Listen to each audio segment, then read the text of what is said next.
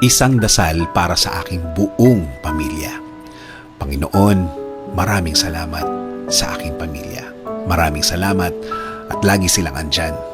Sila po ang aking inspirasyon, ang aking lakas.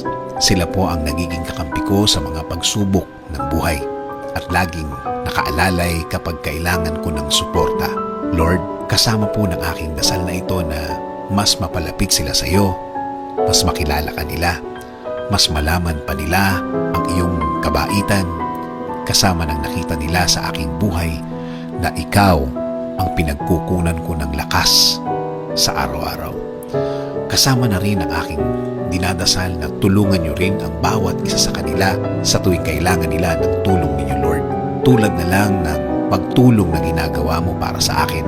Every time na kailangan ko po ng tulong niyo, palagi niyo silang samahan at protektahan sa lahat ng oras.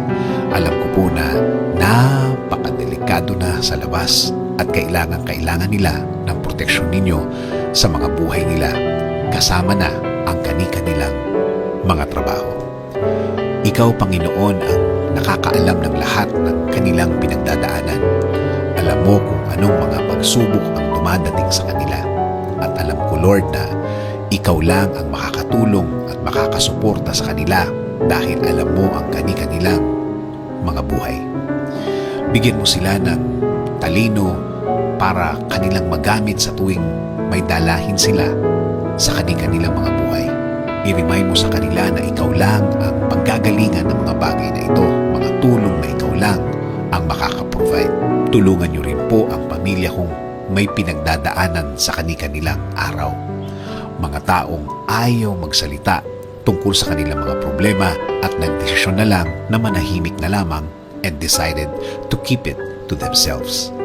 Panginoon, alagaan niyo po ang lahat ng magulang, kapatid, at lahat ng miyembro ng pamilyang Pilipino. Patuloy niyo kaming ilayo sa lahat ng uri ng sakit. Ilayo niyo po kami sa lahat ng uri ng masama. Manatili po sana ang inyong peace sa aming mga puso at isipan. Patuloy niyo pong i-guide ang aking buhay. Bigyan niyo po palagi ng direksyon ng aking araw-araw at ng aking buong pamilya. Patawarin niyo po kami sa lahat ng aming kasalanan sa inyo, Panginoon. In Jesus' name we pray.